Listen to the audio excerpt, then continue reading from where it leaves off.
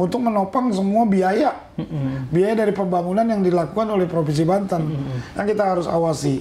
Kemudian pariwisata dan satu lagi yang penting PTSP modal, karena kita tidak bisa menggantungkan Provinsi Banten ini pada anggaran pendapatan aja. Masyarakat itu harus didukung oleh investasi. Karena kalau investasi besar, berapa sih sumbangsi yang disumbangkan oleh APBD ketimbang putaran uang yang dilakukan oleh investasi yang nanti bisa membuat multi efek kepada masyarakat sekitar supaya mereka bisa mendapatkan peluang usaha, bukan hanya kerja, tapi juga peluang usaha, berkembangnya usaha mereka sehingga kesejahteraan mereka meningkat.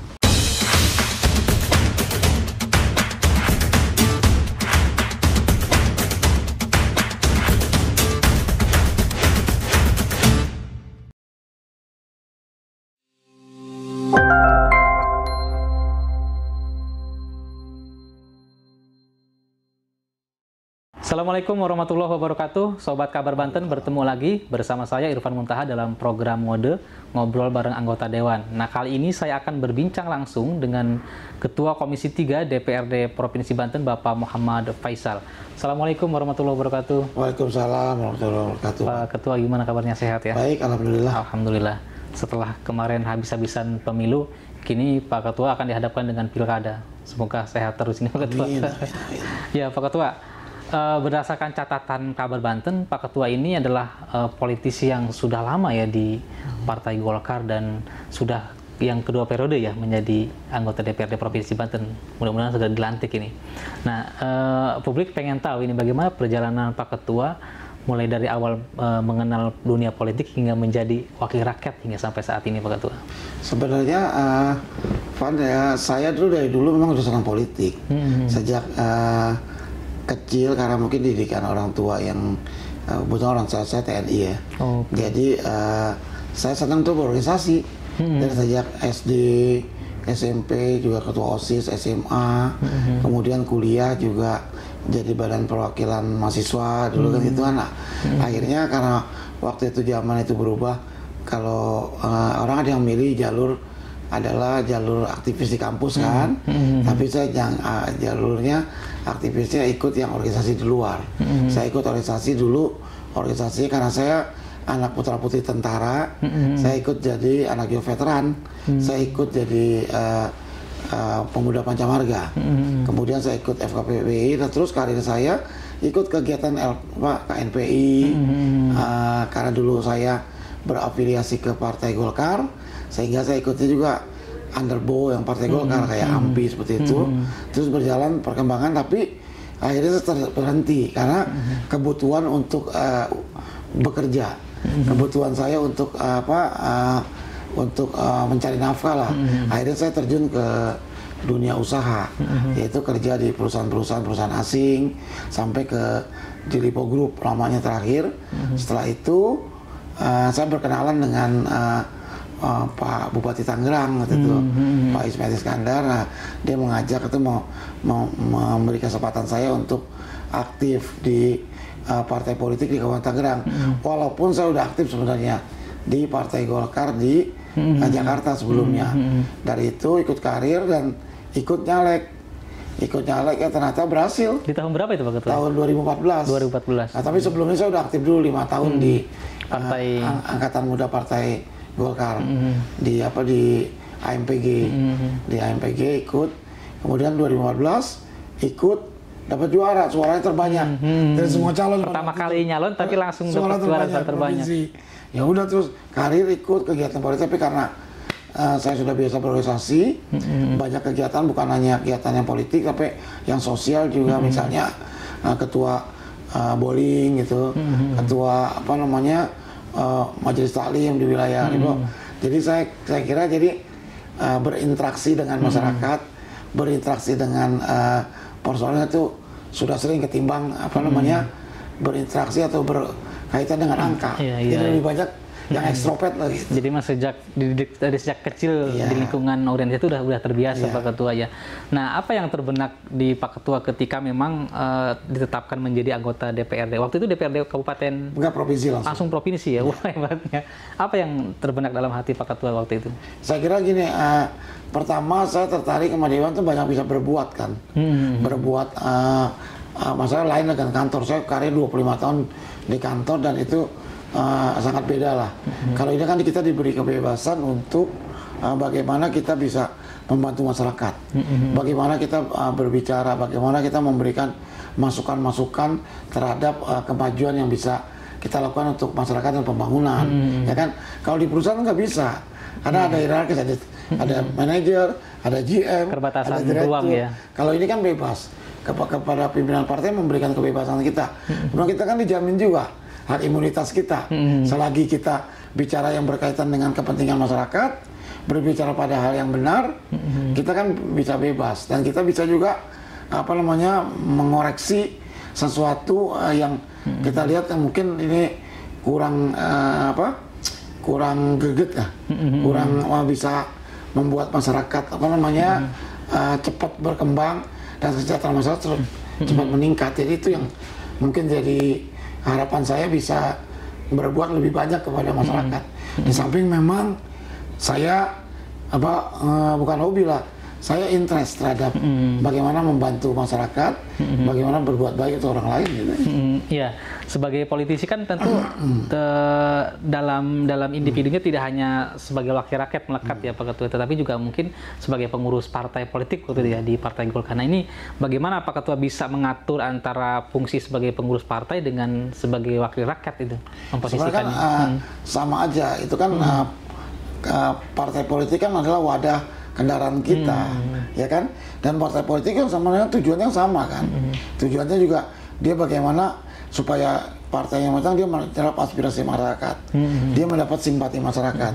Dari mana kan? Dari si para anggotanya. Partai politik dari para anggotanya, dari dewannya. Makanya berkiprah asal kita berbuat baik, amanah, dan kemudian kita berbuat untuk kepentingan masyarakat, pasti nanti masyarakat simpati. Dengan sendirinya kan membuat nama baik partai sehingga meningkat.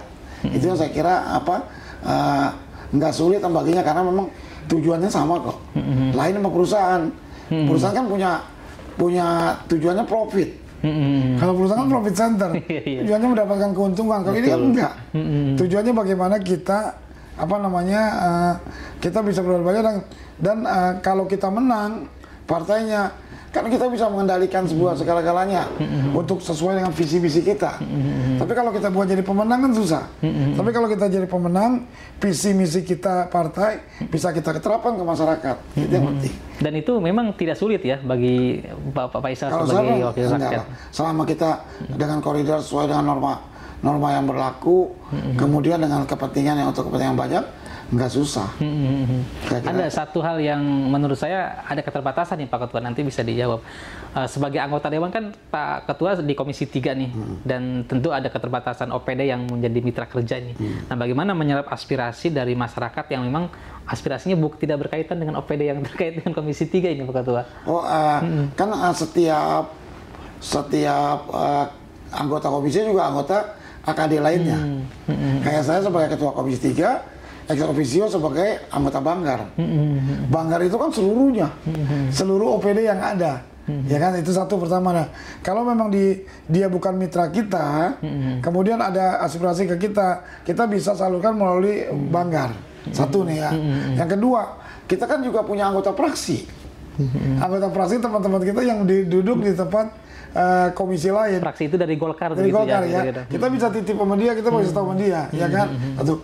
Kedua, yang ketiga, nggak tertutup kok kalau di Dewan misalnya ya, ada semacam sosialisasi atau ada semacam pendapat OPD, kita ikut juga boleh, membantu. Ya kan, kita memberi masukan juga boleh. Saya rata-rata begini, kalau saya misalnya reses, kan permintaannya bukan hanya yang bidang saya, banyak bidang-bidang yang ada komisi lain.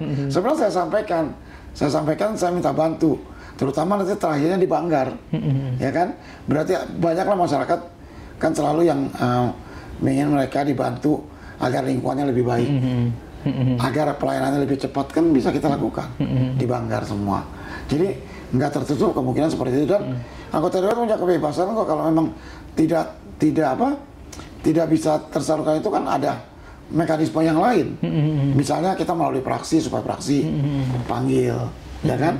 Kita melalui paripurna juga kita bisa menyampaikan, atau kita bisa menyampaikan melalui pimpinan-pimpinan dewan. Jadi nggak ada kendala asal ada kemauan dan ingin berbuat baik, pengen memperbaiki kehidupan maupun masyarakat, itu semuanya mudah. Jadi masyarakat bisa menyampaikan aspirasi apapun terhadap Pak Faisal ini, asalkan yang berkaitan dengan kebijakan publik ya Pak Ketua. Iya, asal goodwill kita aja yang penting. Nah Pak Ketua, satu lagi, ini Pak Ketua sudah 1 periode menjadi Ketua Komisi 3. Iya, 2 periode dulu juga. 2 periode ya? Iya. Nanti akan berlanjut mudah-mudahan ya Pak Ketua. Amin. Nah sebenarnya apa sih yang menjadi tugas Ketua Komisi 3 di DPRD Provinsi Banten ini? Kan Komisi 3 itu mitranya adalah 1, Badan Keuangan dan Aset Daerah. Yang kedua adalah Bapenda, ya Badan Pendapatan Daerah, ya kan. Yang ketiga adalah pariwisata. Yang keempat adalah Dinas Penanaman Perizinan DPTSP. 4 itu karena semuanya ini kalau menurut saya ini merupakan jantung nih, jantung dari pembangunan DPRD. Karena kenapa? Ini kan sumber pendapatan semua. Pertama mengatur keuangan, bagaimana keuangan itu mendistribusikannya baik menjadi mitra BPKD. Bagaimana kita pendapatan kita sesuai target nggak? Kemudian serapan anggaran kita, belanja kita sesuai target nggak? Itu penting aturnya. Mendistribusikan itu untuk ngawasi. Kemudian bagaimana aset kita? Bagaimana aset itu kan aset, namanya aset kan barang berharga. Kalau tidak disertifikasi kan nggak mungkin. Bagaimana sedapat mungkin aset kita semua tersertifikasi, aset kita tidak terbengkalai dan terselamatkan. Kemudian Bapenda, bagaimana pajak-pajaknya itu bisa dapat, baik pajak kendaraan dan lain dan maupun yang lain-lain, pendapatan retribusi, supaya untuk menopang semua biaya dari pembangunan yang dilakukan oleh Provinsi Banten yang kita harus awasi. Kemudian pariwisata, dan satu lagi yang penting PTSP modal, karena kita tidak bisa menggantungkan Provinsi Banten ini pada anggaran pendapatan aja. Masyarakat itu harus didukung oleh investasi. Karena kalau investasi besar, berapa sih sumbangsi yang disumbangkan oleh APBD ketimbang putaran uang yang dilakukan oleh investasi, ya kan? Nah makanya kita sedapat mungkin sekuat mungkin bagaimana supaya investasi sebanyak-banyaknya masuk ke Provinsi Banten yang nanti bisa membuat multi efek kepada masyarakat sekitar, supaya mereka bisa mendapatkan peluang usaha, bukan hanya kerja, tapi juga peluang usaha, berkembangnya usaha mereka, sehingga kesejahteraan mereka meningkat. Gitu. Bagaimana mengakomodir semua kepentingan di Komisi 3 itu dari berbagai fraksi itu Pak Ketua ya? Pastikan banyak aspirasi yang berbeda tentunya, karena kebutuhan di masing-masing daerah juga akan berbeda. Nah, bagaimana mensinkronkan antara kebutuhan di Komisi 3 dengan menyandingkan OPD yang memang menjadi mitra kerja di Komisi 3 itu sendiri Pak Ketua? Saya kira saya disampaikan sama teman-teman bahwa kita ini didapatkan tugas di Komisi 3. Jadi kita bagaimana minimum sumbangsi kita, bagaimana kita bisa meningkatkan sesuatu dari OPD yang kita mitra. Misal begini, kalau menurut kita OPD-nya Bapenda, bagaimana kita mendorong sebanyak-banyaknya, menggali pendapatan sebanyak-banyaknya, mendorong pendapatan sebanyak-banyaknya, supaya kita pendapatannya target dan meningkat. Sehingga kalau meningkat, nah, kemudian di bidang pariwisata, bagaimana itu kan bidang yang bagus. Kita punya wisata alam yang baik, destinasi wisata kita banyak. Tinggal bagaimana kita tingkatkan SDM pariwisata supaya menopang. Ya kan itu adalah nanti kalau mereka datang nanti itu masuk dalam investasi, termasuk juga menciptakan kondisi yang kondusif untuk investasi dan lain. Jadi saya kira dengan 4 atau 5 OPD aja kalau kita mau optimal, banyak perbuatan yang kita bisa lakukan. Kita saya bagi-bagi itu. Mereka yang misalnya nanti sosialisasi, mereka yang datang untuk narasumber, mereka juga yang misalnya mendorong, mengawasi supaya pelayanan di Bapenda atau Samsat lebih baik, semua banyak mitranya. Jadi tugasnya tetap dibagi di Komisi 3 dalam monitoring OPD-OPD itu, Pak Ketua ya.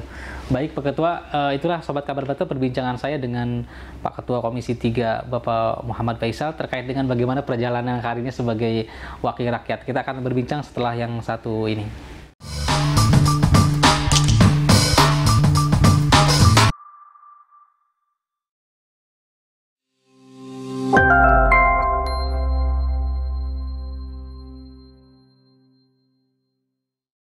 Baik, Sobat Kabar Banten masih berbincang bersama saya dengan Ketua Komisi 3 Bapak Muhammad Faisal.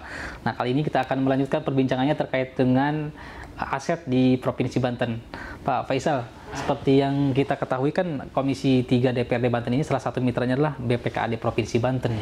Dan yang terbaru adalah persoalan aset mobil dinas di Provinsi Banten yang diduga hilang tetapi kemudian ditindaklanjuti melalui inventarisir ya, mobil-mobil dinas yang diduga hilang. Nah, bagaimana menyikapi persoalan itu dari Komisi 3 DPRD Provinsi Banten, Pak Ketua? Saya sebenarnya saya senang loh dengan adanya dari BPK untuk seperti itu, karena ini kan dengan adanya kita jadi punya perhatian khusus dan ini kan kasus ini kan bukan kasus yang baru. Jadi barang-barang kendaraan itu adalah kendaraan yang mungkin dari tahun 2001 gitu ya, sampai 2015 sekarang. Nah, dengan adanya seperti ini kita kan harus tahu bahwa mengidentifikasi sebenarnya kendaraannya itu di mana, ya kan, siapa yang pegang, kemudian berapa banyak yang sebenarnya nilai bukunya sudah habis, ya. Jadi dengan dilakukan seperti ini adalah baik dan harus ada tindakan dari Pemprov bahwa seperti apa yang mau dilakukan terhadap aset-aset yang sudah pembukuannya habis, ya kan? Kemudian apakah barang itu masih ada? Kalau memang barang ada kan justru diselusuri di Bapenda ketahuan dong pajak-pajaknya seperti apa.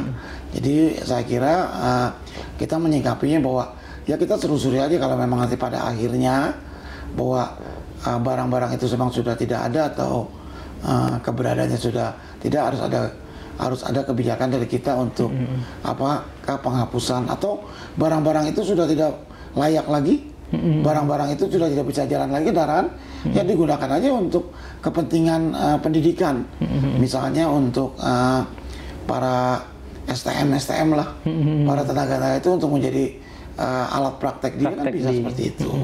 Ya, jadi itu yang saya kira saya menyambut positif dilakukan ini, justru ini menjadikan jelas keberadaan daripada aset-aset yang kita miliki gitu. Karena kemudian ini adalah mitra kerjanya Komisi 3, nah apa penekanan dari Komisi 3 agar BPKAD cepat bisa merealisasikan atau menyelesaikan persoalan aset mobil dinas itu, Pak? Ya, sebenarnya kan bukan hanya mobil dinas saja nih, aset yang terpenting adalah aset tetap kita, danau, situ semua. Saya lakukan nih aset yang situ nih ya, setiap bulan saya rapat terus koordinasi dengan bidang aset, BPKAD bidang aset, bahwa saya mau lihat semua berapa aset kita yang dimiliki, ya kan? Kemudian berapa aset kita yang kita sudah lakukan tahap-tahapnya. Kan untuk menjadi tenang itu kalau mereka bersertifikat, ya kan? Nah, tapi dalam waktu bersertifikat kita bekerja sama banyak nih dengan BPN, dengan yang lain, dan juga banyak aset kita kan juga pertama yang memang murus so nggak apa-apa ya pengadaan. Tapi ada juga kan aset yang mungkin tumpang tindih, ada pengakuan dari pihak ketiga, ya kan? Ada juga aset yang tumpang tindih, misalnya dulu dimiliki oleh kewenangannya punya kabupaten, misalnya SMA dulu kan kabupaten, sekarang kan provinsi.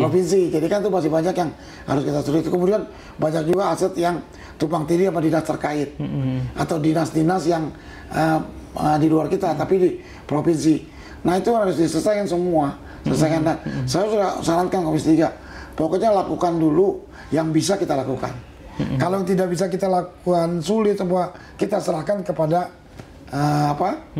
hukum. Kita serahkan kepada pengadilan soal. Tapi yang penting adalah kita kan selalu dilimpahkan aset dua nih. Pertama aset yang dari Jawa Barat, Kedua, aset yang pengadaan baru, ya kan? Ya pengadaan baru mungkin nggak terlalu sulit ya. Tapi aset yang dilimpahkan sama Jawa Barat itu yang perlu kita sertifikasi, dan itu pasti permasalahan terjadi tumpang tindih, yang lain-lain semua. Tapi yang penting ada progresnya. Saya lihat sekarang bagus kok, sudah tinggal di bawah 20% dari KTP. Itu yang aset aset yang tetap. Yang kendaraan juga sama.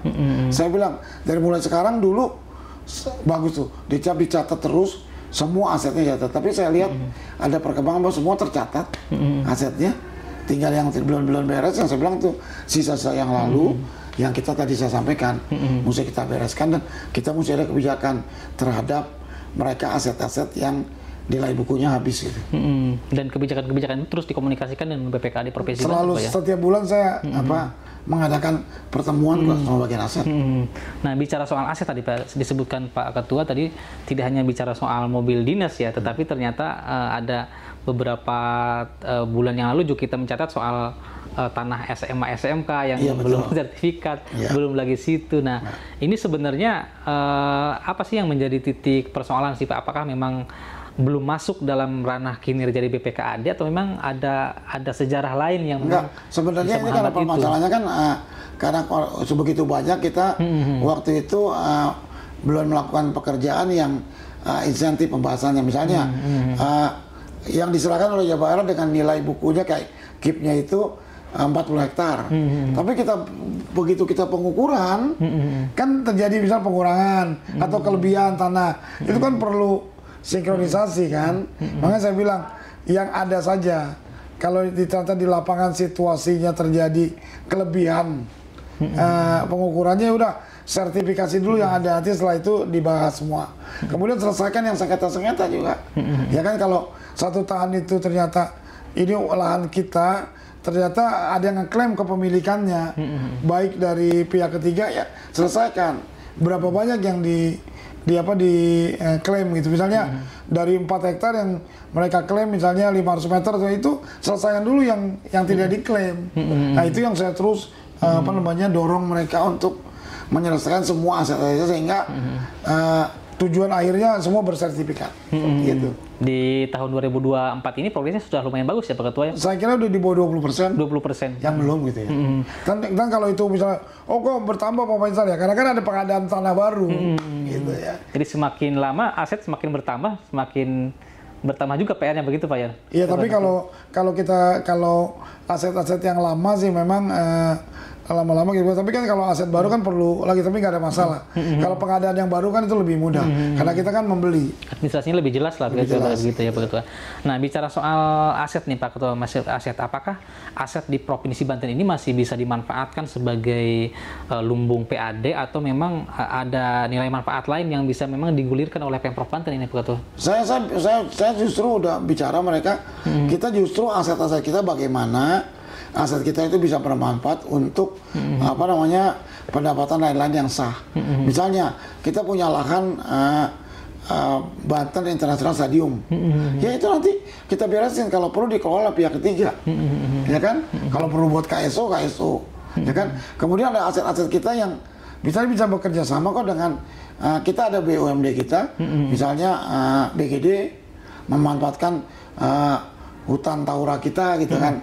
Kemudian juga Bank Banten juga bisa memanfaatkan yang lain, atau kita ke pihak tiga, kita BOT kan dengan aturan nanti perda-nya kita buat, nggak apa-apa. Jadi aset-aset itu bisa bermanfaat, atau aset-aset sekarang yang sudah diduduki sama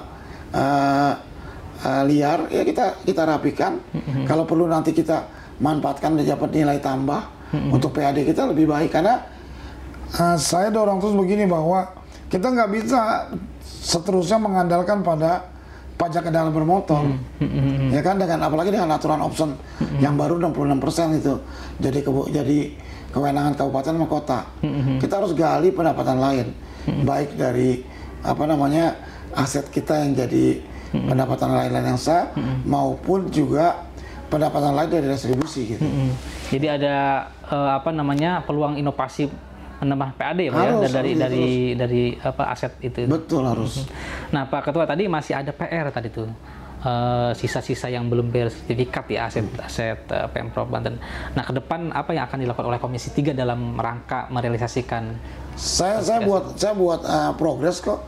Saya buat progres semua. Jadi mana yang aset kita dalam tahap masih pengukuran. Mana aset kita yang tahap masih menyampaikan dokumen. Mana aset kita yang sebenarnya tinggal bersertifikasi. Itu kita lakukan terus. Itu saya bilang tadi. Dari sekian lama-lama tinggal 20% dan memperoleh saya kasih target kok. Misalnya ini, bisakah ada 5 bidang? Bisakah kamu 1 bidang 2 minggu? Ya kan? 2 minggu supaya ada kolom-kolom progresnya gitu ya. Oh ini terus meningkat sampai bisa. Yang penting berjalan terus, dan saya berharap tahun 24 ini target saya sih minimal 15% lah. Selesai. Sisa aset yang belum. Jadi sisanya tinggal di dulu Mbak. Iya. Semua beres Pak Ketua ya. Iya gitu. Pak Ketua, terakhir ini bicara soal aset ya, karena ini menjadi asumsi publik yang bias begitu ya, ini patut diluruskan. Apakah dari mobil dinas yang kemarin sudah ditindaklanjuti oleh BPKAD ada temuan-temuan terbaru, atau memang sudah selesai 100% tuh soal mobil aset di pemerintah Banten? Enggak, kan saya bilang tadi yang lebih banyak itu adalah aset mobil-mobil yang memang tahun pembukuannya udah habis. Sudah habis ya. Nah itu yang sedang ditelusuri, kita kejar terus. Beberapa hal saya juga ikut, ada yang kepemilikannya ada instansi lain gitu kan. Nggak apa, saya bilang kalau memang masih keberadaannya ada dicatat. Tapi kalau memang ada keberadaannya nggak ada, hilang atau rusak, ya itu juga harus dicatat, bisa dimanfaatkan untuk kepentingan lain. Oke. Terakhir Pak Ketua, himbauan untuk atau ajakan terhadap OPD terkait di Komisi 3 agar terus berkolaborasi. Saya kira ini kan empat-empatnya OPD semua punya target. Pertama kami mulai dari tadi BPKD dan aset, menjaga bagaimana supaya mengatur distribusi keuangan dalam arti pembelanjaan yang sesuai dengan target. Kemudian kan itu kan punya kepentingan masyarakat. Kemudian juga Bapenda terus menggenjot pendapatan penghasilan supaya melebihi target yang sudah ditetapkan untuk BPBD. Kemudian Dinas Pariwisata intinya apa? Bagaimana apapun program dilakukan, sebanyak-banyaknya wisata bisa datang ke Banten, ya kan? Sebanyak-banyaknya dia bisa nginep, bisa stay di Banten. Itu targetnya dia. Buat program apapun sebanyak-banyaknya supaya mereka baik turis lokal maupun turis mancanegara datang ke Provinsi Banten dan stay yang lama. Investasi juga terus kejar supaya kita sekarang kan masih kita 5 besar menjadi investasi baik BUMD PMA maupun PMDN menjadi target nomor 1 atau nomor 2 untuk di kita, ya kan. Dan yang terakhir adalah saya kira tadi dinas ya Bapenda, BPKD, pariwisata, investasi. Investasi dapat mungkin tinggi, tapi investasi juga dorong investasi yang bisa padat karya. Jangan padat sehingga modal. bisa menyerap tenaga kerja. Betul, gitu Pak Ketua ya. Saya kira itu. Baik Pak Ketua, terima kasih Sobat Kabar Banten. Itulah perbincangan saya dengan Ketua Komisi 3 DPRD Provinsi Banten, Bapak Muhammad Faisal. Terima kasih Pak Faisal atas waktunya. Saksikan terus podcast Kabar Banten. Bila itu berbeda, Assalamualaikum warahmatullahi wabarakatuh. Semangat terus. Terima kasih Pak. Ya.